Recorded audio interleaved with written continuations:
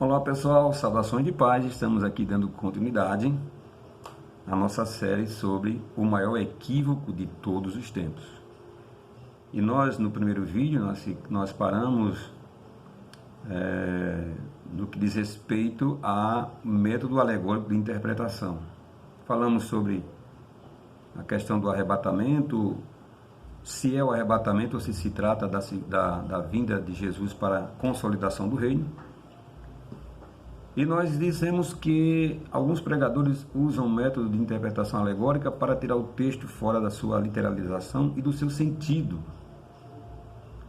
E nós falamos aqui no texto anterior, aliás, no vídeo anterior, que existem grandes problemas em se interpretar a Bíblia de forma alegórica.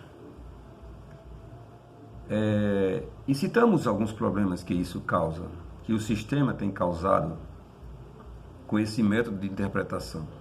Lê uma coisa no seu sentido literal, na sua origem, e muda o sentido para o seu bel prazer.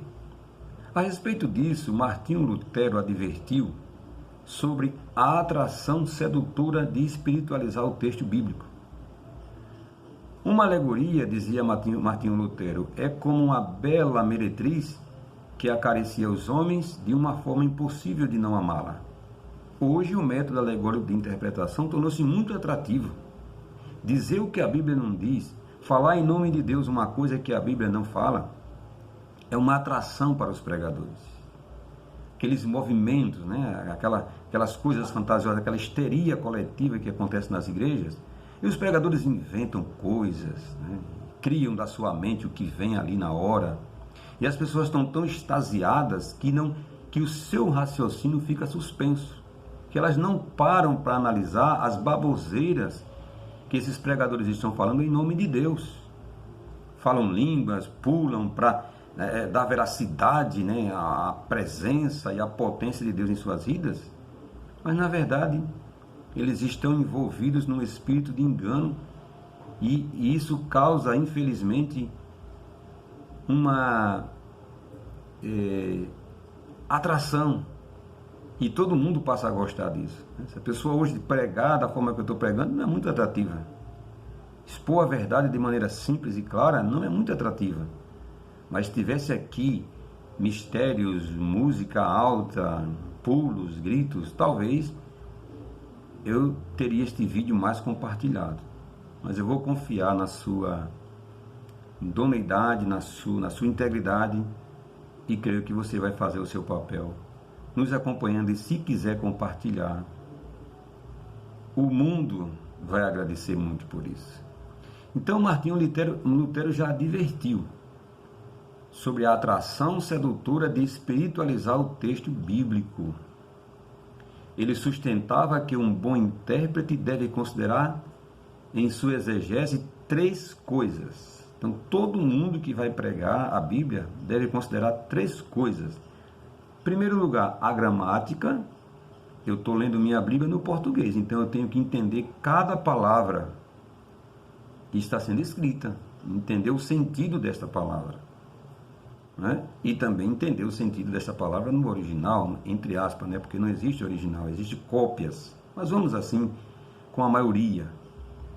Então a primeira coisa que eu tenho que levar em consideração quando eu estou pregando a Bíblia, quando eu estou falando sobre a Bíblia, primeira coisa, a gramática, Segunda coisa, as condições históricas, eu tenho que entender isso, daquela época, e o contexto. Porque se eu leio o livro se eu leio o capítulo 25 de Mateus, por exemplo, e pego somente o último versículo, onde fala assim, vigiai porque o Filho do Homem há de vir, numa hora em que não penseis, eu vou ser tentado a achar que Jesus está falando da sua vinda ou do arrebatamento. Mas e o contexto lá em cima? E o primeiro versículo? Até chegar no último, o que é que isso quer dizer? Então, todo versículo, ele tem que ser analisado dentro do seu contexto. Claro que tem alguns versículos na Bíblia que são aleatórios, que se fala de um assunto no versículo, se fala de outro assunto no outro, mas eu tenho que ter esse olhar observador. E essas 3 coisas são indispensáveis para todo pregador, para todo aquele que vai palestrar sobre a Bíblia. As condições históricas, a gramática e o contexto. Pelo menos essas 3 coisas já está de bom tamanho. João Calvino considerava a interpretação alegórica como artimanha de Satanás. Bom, isso aí foi João Calvino, né? Ele considerava, João Calvino, juntamente com Lutero, foram os considerados reformadores, né?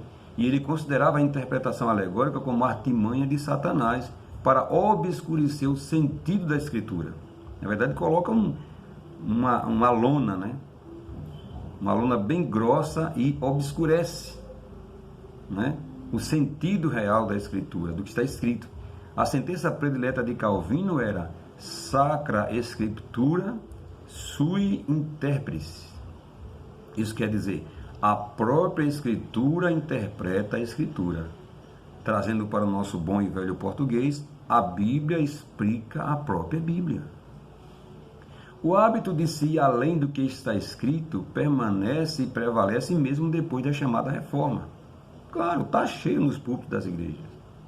É endeusado esse método de interpretação. O sistema religioso é basicamente criado em cima desse sistema, desse método. Então, o hábito de ir, ou o mau hábito, né, de se ir além do que está escrito, permanece e prevalece mesmo depois da chamada reforma. Eles não mudaram isso, não acabaram com isso.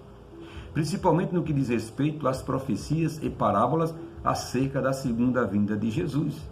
Confundem, para um pouquinho agora aí para entender comigo, confundem a segunda vinda de Jesus para julgamento e consolidação do reino com o arrebatamento da igreja atual ou do futuro. Então, esse método fantasioso de interpretação proporciona isso, uma grande confusão.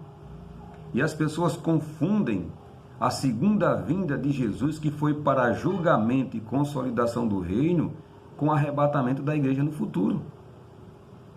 Fruto de interpretações mal sucedidas e fantasiosas, espiritualização demasiada do texto e de não se deter apenas no que está escrito, porque o ser humano não se contenta com o que está escrito, ele quer criar mais fantasia em cima daquilo, quer criar mais coisas, quer envolver, quer inserir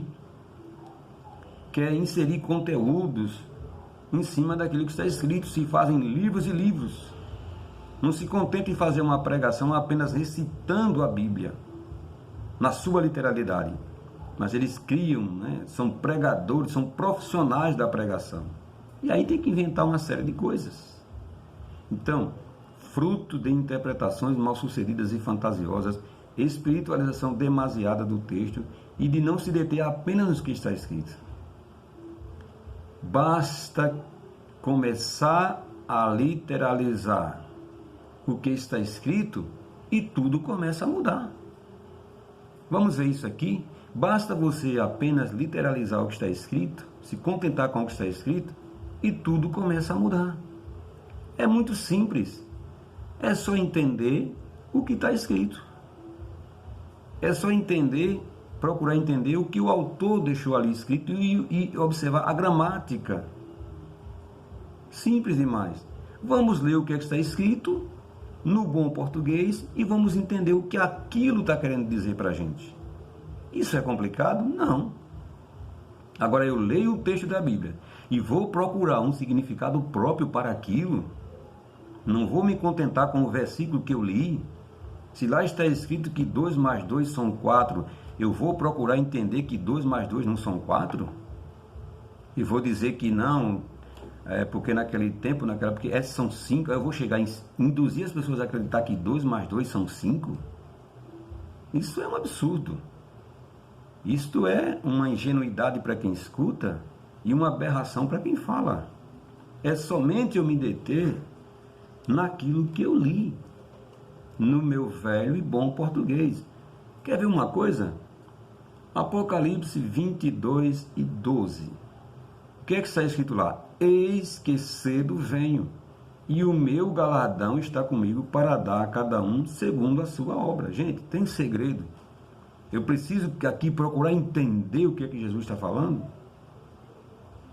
por intermédio do livro do Apocalipse de João. O que é que diz aqui? Eis que cedo venho. Fala da segunda vinda de Jesus. E ele está dizendo o quê? Eu venho cedo.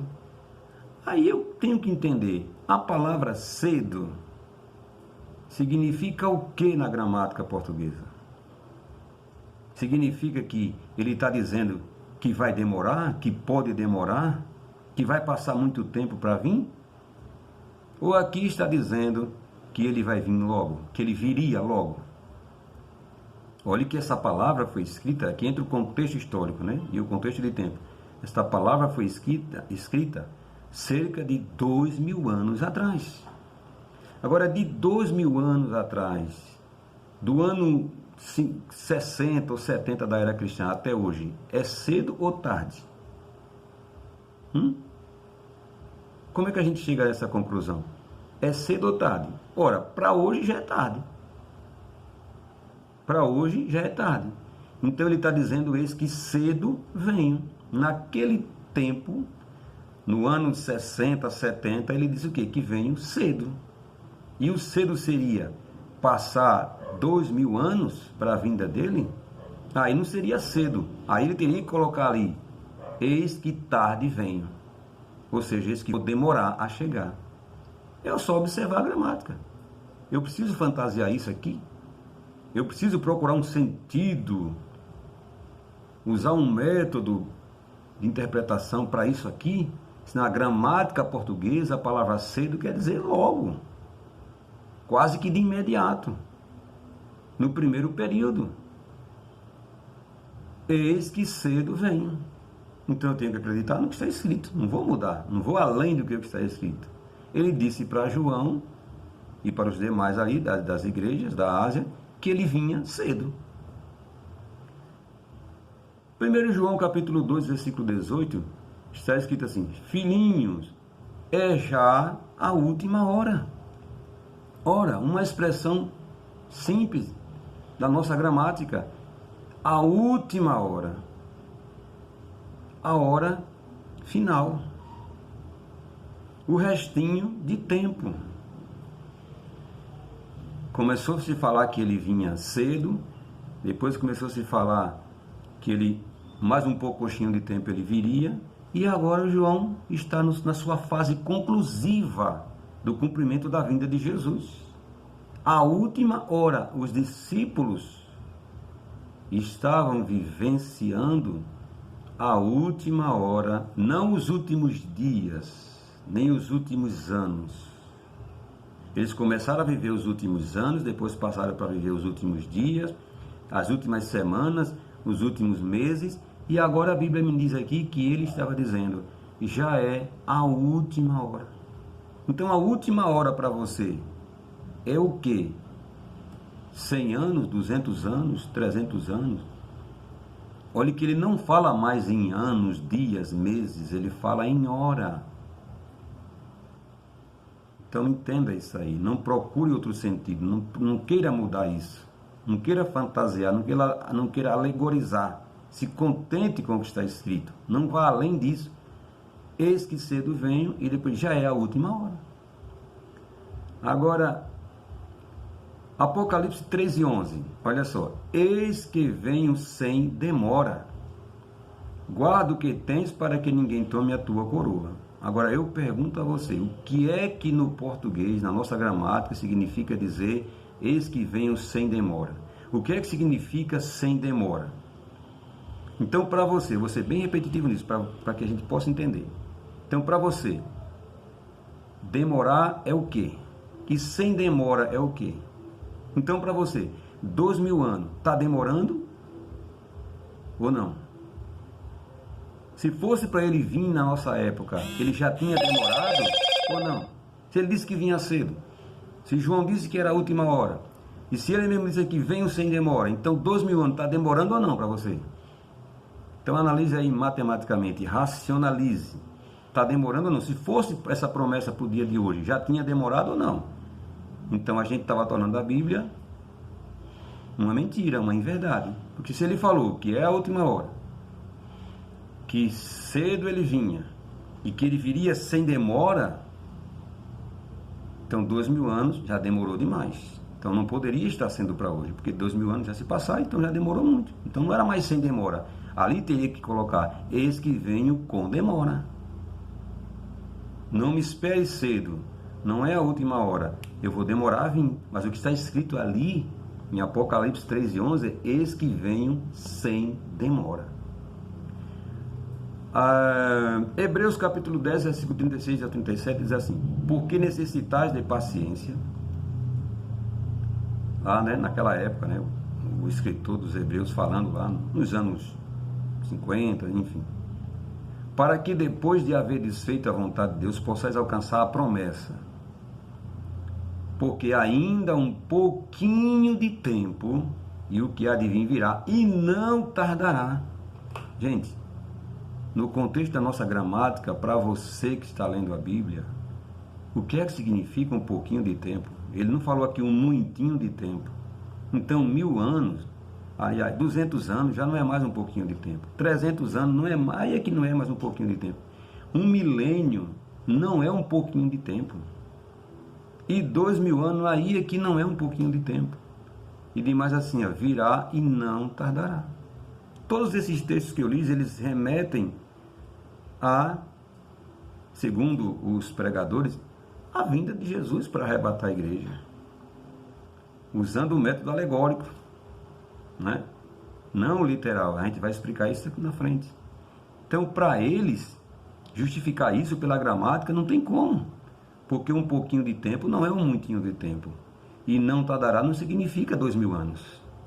Aí já está demorando demais, já estaria demorando demais, se a Bíblia se referisse a isso, porque isso é o método fantasioso de interpretação. A gente vai provar isso aqui no decorrer dessa nossa palestra.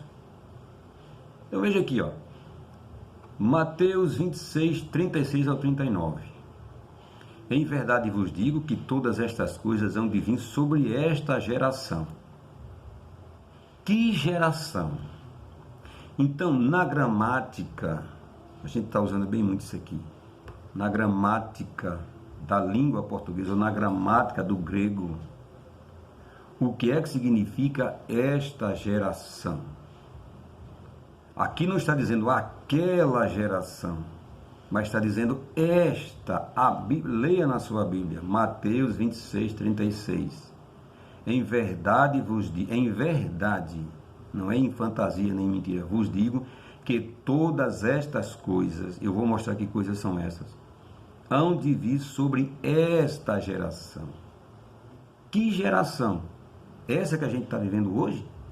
A geração do futuro, que parece nunca chegar, porque cada geração tem promessa e essa promessa não se cumpre na geração, aí entra outra, não vai ser nessa e nunca chega. Já vão mais de 15, 20 gerações. Mais de 15, 16, quase 20 gerações. E cadê a promessa? Porque eles não querem entender o que está escrito. Simples. Querem ignorar o óbvio e fazer as pessoas tentarem acreditar nisso. Porque é cativante, é emocionante, né? Falar sobre as promessas é emocionante. Cativa. Isso que eu estou falando aqui não cativa pessoas. Não é emocionante. Para mim é gratificante. E sei que vai ser para algumas pessoas. Mas para muita gente não é. Emocionante é falar que ainda não veio, que as ruas de cristal de ouro. Isso é emocionante para algumas pessoas. Mas isso é método alegórico de interpretação. Olha o que ele vai dizer aqui, ó. Jerusalém, Jerusalém, que mata os profetas e apedreja os que te são enviados. Então, que geração seria esta que iria presenciar tudo aquilo? A geração da época de Jesus, Jerusalém, e o mundo da época, que mata os profetas e apedreja os que te são enviados.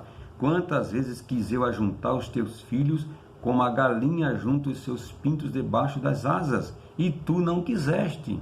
Que geração que não quis? Aquela geração, né? Jerusalém, eis que a vossa casa vai ficar-vos deserta. A casa de quem? Dos israelitas. Jerusalém. Porque eu vos digo que desde agora não me vereis mais. Ele estava falando para quem? Para mim, para você hoje, para a geração de hoje. Ele estava dizendo, porque eu vos digo que desde agora não me vereis mais, até que digais, bendito o que vem em nome do Senhor. E aí? Você já se convence? Já caiu a ficha? Você já pensou, já passou a entender o que está escrito? Porque eu vos digo que desde agora não me vereis mais. Quem? Aquela geração daquele tempo. Que todas essas coisas iam acontecer lá. Até que digais, bendito que vem em nome do Senhor. Quem era que ia ver Jesus vindo e dizer bendito que vem em nome do Senhor? Era a igreja de hoje ou era a geração lá de Jerusalém daquele tempo? A geração de Jesus e não a atual. Quem ia ver e quem ia dizer bendito que vem em nome do Senhor era a geração de Jesus, de Jerusalém, e não essa atual. Era Jerusalém, as nações daquela época e a própria Jerusalém. Então, é somente a gente observar o que está escrito e como está escrito. E se prender ao sentido literal, ao sentido dentro do seu contexto de época, de tempo, da história. Simples assim. Não tem como negar o que está escrito, a não ser fantasiando, a não ser através do método de interpretação fantasioso da mente das pessoas. Mas o que está escrito é o que está escrito. Nos próximos vídeos, nós vamos continuar falando sobre o assunto e vamos falar sobre os sinais. O que os sinais precediam? Qual o contexto de tempo, da época, o histórico e o que a gramática continua dizendo? Os próximos vídeos, até daqui a pouco. Muito obrigado por ter ficado até agora.